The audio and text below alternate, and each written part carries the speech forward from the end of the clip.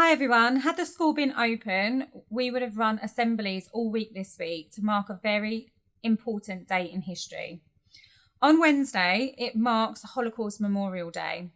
Now, the reason we mark this occasion on the 27th of January is because it is the anniversary of the liberation of the death camp and concentration camp Auschwitz-Birkenau. Now, on and around that date, people across the United Kingdom commemorate the people that died in the Holocaust and more recent genocides. The Holocaust was the murder of 6 million Jewish people by the Nazis and their collaborators, men, women, and children. Each year, Holocaust Memorial Day has a different theme. The theme for 2021 is Be the Light in the Darkness. Now, what's really important about Holocaust education is actually rehumanising the victims of the Holocaust. Hitler, the Nazis, and their collaborators wanted to dehumanise the Jewish race, to make them look unhuman. So that's why it's really important that we remember the victims of the Holocaust as people, with stories, with families, as a community, instead of a number, instead of a death, but actually thinking about the lives they led beforehand.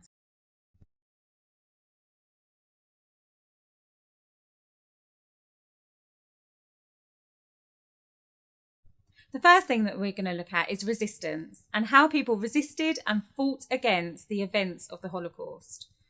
Now, for us, resistance might mean fighting back, but you'll see through the different case studies that we're going to look at is that resistance meant so many different things. The first case study that shows resistance is seen in this photo.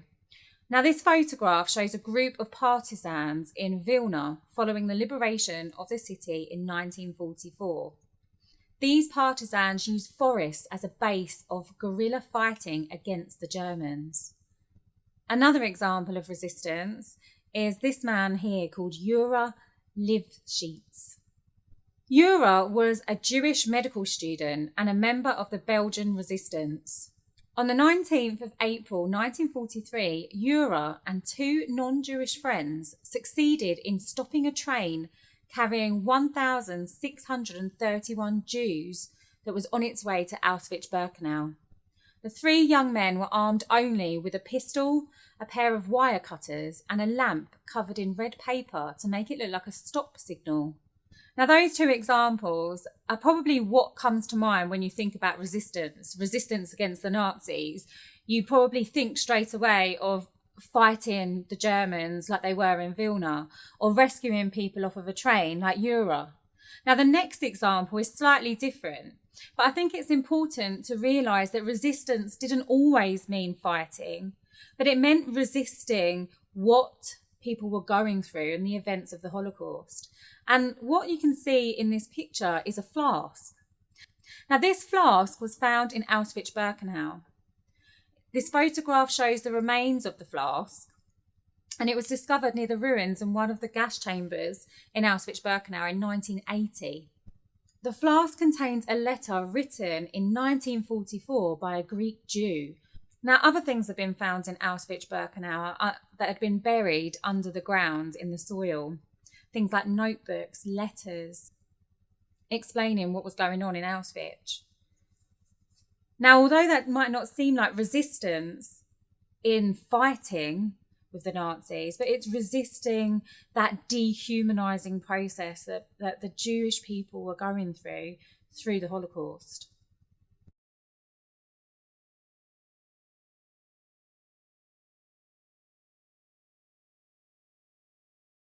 Now, there is an honorary list called the Righteous Among the Nations. Now, the Righteous Among the Nations is an honour used by the State of Israel to describe non-Jews who risked their lives during the Holocaust to save Jews from extermination by the Nazis. Now, the first person we're going to look at who rescued Jews from the Nazis is a lady called Corrie ten Boom. During the war, they used their home in Amsterdam to hide people hunted by the Nazis. These included resistance fighters and Jews. The family built a small hiding place behind a wardrobe in Corrie's bedroom where 6 people could hide as long as they stood up and didn't move or make a noise. When danger came, a small bell would ring and the refugees had to run into the space with all of their belongings until it was safe. Through their action, Corrie and her family saved about 800 Jews and protected many others who were working against the Nazis.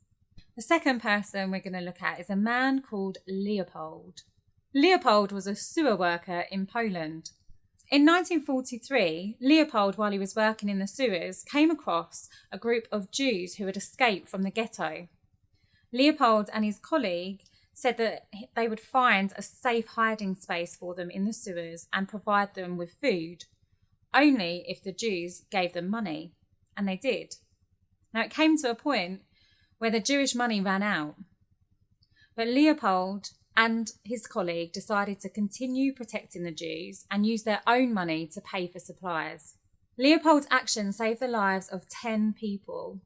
Corrie protecting 800 people, Leopold protecting 10. These are just examples of the many people who risked their lives to protect the Jews from the Nazis.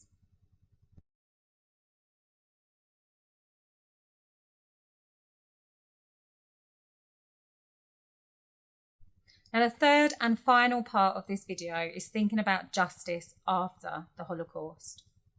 Now, all of you will be able to recognise Adolf Hitler. Some of you will be able to recognise and identify some of his henchmen and leading Nazi officials. But what's really important to remember is that the Holocaust happened not only because of leading Nazi officials, but it was a whole network of people that made it happen. From organising trains getting to Auschwitz, to people picking up the suitcases once the Jews actually had got to Auschwitz and got to the camps and gone through the suitcases to get valuables. All of those people played a part in the genocide of 6 million Jewish people. And what should happen to those people? Thinking about justice after the Holocaust raises questions about whether justice was really served and whether it could really ever have been served, given the scale and nature of the crime. These are questions we are still asking today. So Holocaust Memorial Day is on Wednesday, the 27th of January, and this year's theme is Be the Light in the Darkness. Hopefully this video has helped you gain some human stories to the events of the Holocaust. Those people that resisted, rescued, and thinking about justice after the Holocaust. Thank you, guys.